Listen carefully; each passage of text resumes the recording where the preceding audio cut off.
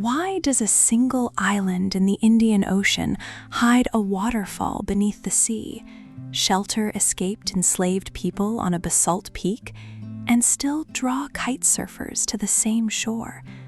Mauritius holds these contradictions within a few kilometers of coastline. The answer begins where the sand spills off the coastal shelf and the trade wind never stops blowing.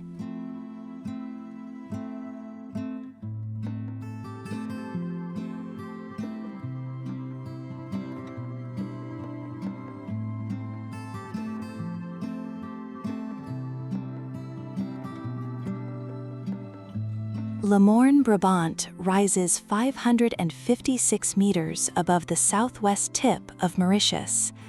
The basalt monolith casts a long shadow over luxury resorts and a turquoise lagoon protected by a fringing coral reef. In the 18th and 19th centuries, this mountain served as a refuge for escaped enslaved people. They climbed its steep slopes to hide in the dense forest above the sea, seeking freedom in one of the most isolated places on the island.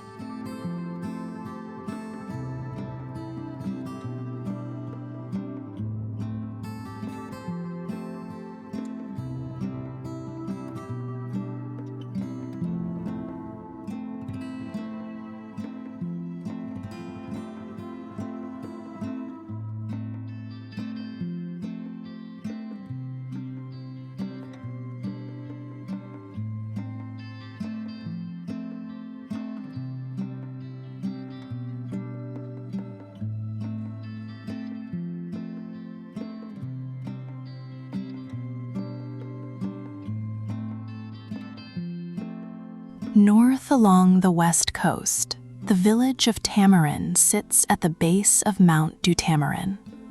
The Tamarin River meets the ocean here, cutting through the coastal hills, before emptying into a wide turquoise lagoon. Small boats anchored near the river mouth, waiting for surfers and dolphin watchers to launch. The village spreads between the water and the mountains, a quiet settlement on one of the island's most active stretches of coast.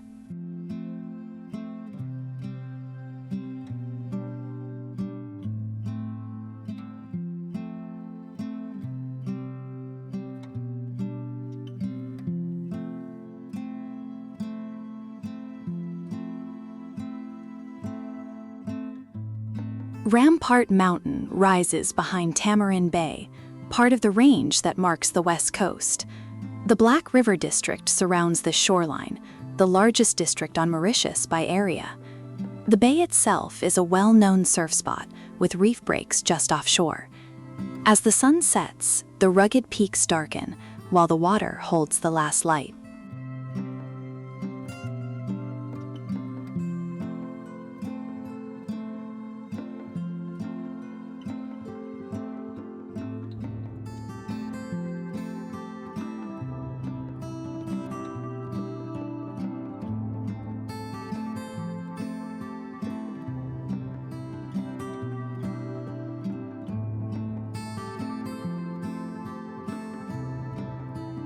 Inland from the coast, the Savane district holds the Chamarel waterfall.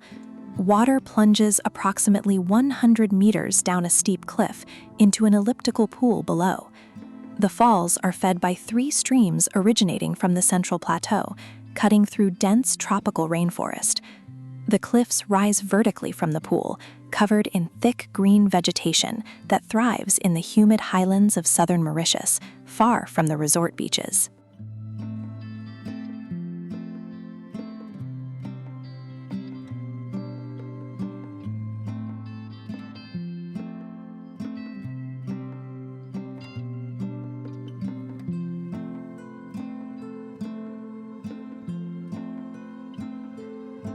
Also in the Savane district, Rochester Falls cascades over unique hexagonal basalt columns. It is one of the oldest waterfalls on the island. The water cuts through dense jungle foliage before pooling among the dark volcanic rocks.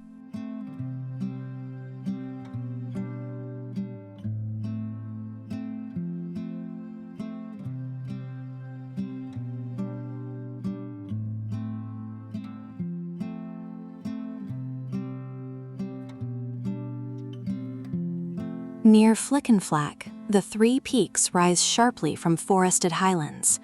The area transitions quickly from coastal resort town to rugged interior. On the southern coast, Riambell Beach remains wilder and less developed than the north. Strong currents shape the dramatic coastal scenery, and palm trees line the white sand where visitors walk. Baie du Cap is a small fishing village near the Maconde viewpoint. Small boats anchor in shallow turquoise waters near the sandy beach.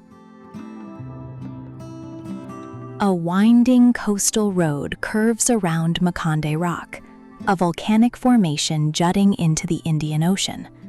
A monument to Captain Matthew Flinders stands nearby. The road features dramatic hairpin curves along the cliffs, separating the turquoise lagoon from the deep blue ocean.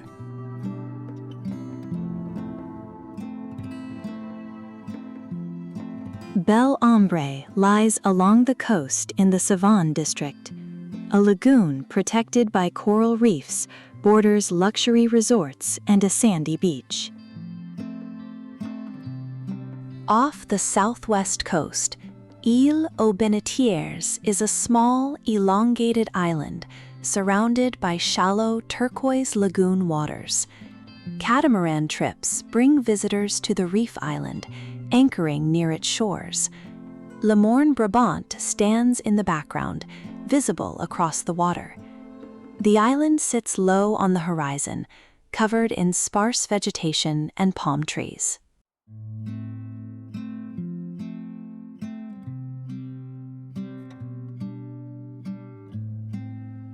Poste des Flaques sits on the east coast, known for calmer lagoons.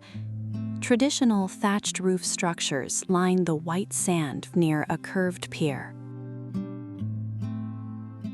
Isle aux Cerfs is a small island off the east coast of Mauritius. It is famous for its white sand beaches and turquoise lagoon. Catamaran excursions and water sports are popular activities here. Sailboats anchor in the shallow water, and mangrove forests grow along the shore. The island provides a protected habitat within the lagoon, separating the calm inner waters from the deeper Indian Ocean beyond the reef.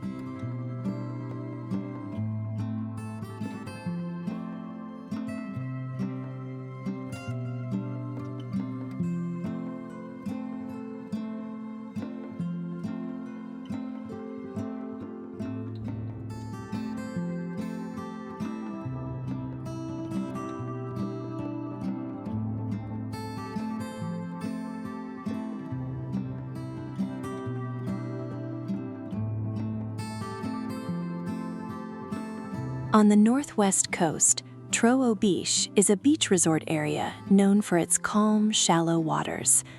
The beach is ideal for swimming, and a wooden pier extends into the turquoise lagoon. Snorkeling is popular here due to the nearby coral reefs, which shelter small fish and marine life just off the white sand shore. Boats anchor nearby, waiting to take visitors out to deeper water.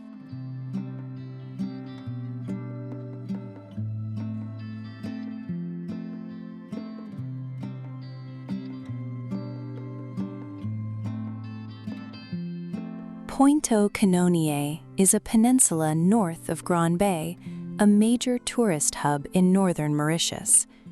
The area features a mix of coral reefs and sandy beaches. Palm trees and beach huts line the coast, and boats float in the clear water.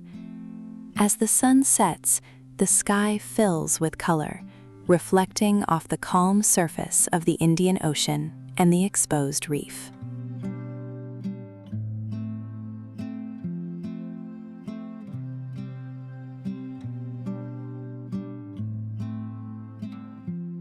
Cap Malheureux is the northernmost point of Mauritius. The name means Cape of Misfortune in French, a label earned when British forces landed here in 1810 to take control of the island from the French. Today, the coastline is lined with residential properties and private villas. White sand beaches stretch along the shore, and small boats anchor in the turquoise lagoon, protected by coral reefs just below the surface.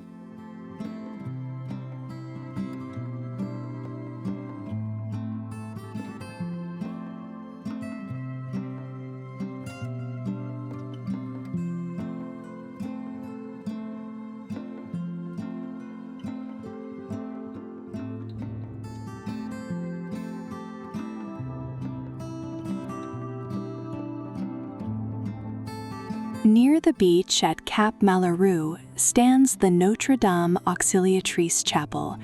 The small red-roofed chapel was built in memory of sailors lost at sea. It is one of the most photographed landmarks in Mauritius, sitting quietly near the fishing boats in the lagoon.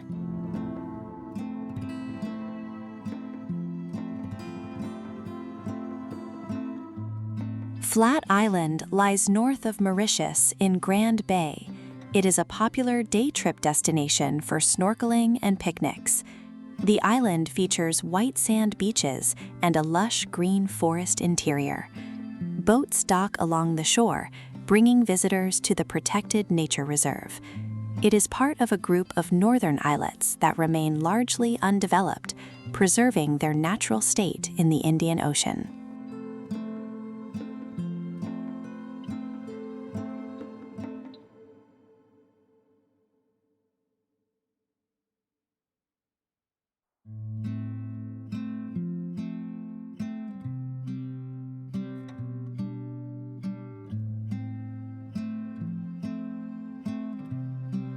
On Île aux Fouquets, a historic stone lighthouse stands above the turquoise waters. The island is surrounded by clear water and coral reefs. Boat tours bring visitors to see the lighthouse and the surrounding marine life. Tourists gather near the base of the tower, and jet skis cut through the shallow waves. The structure remains a landmark for sailors navigating the southeast lagoon of Mauritius.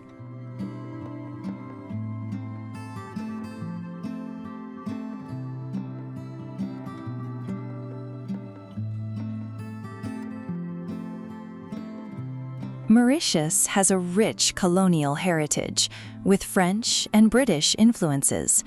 Historic churches and cemeteries dot the landscape.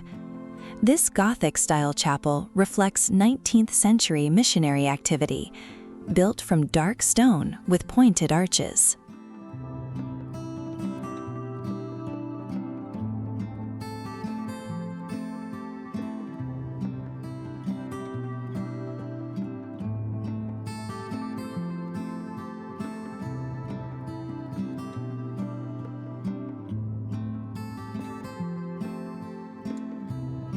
Mauritius is surrounded by approximately 150 kilometers of coral reef. The reefs and lagoons support diverse marine ecosystems, including green sea turtles and various reef fish. The island's marine biodiversity includes over 400 fish species. A porcupine fish swims slowly over the coral structures, while turtles rest on the rocky seabed. The reefs provide shelter and food, sustaining life just beneath the surface of the Indian Ocean.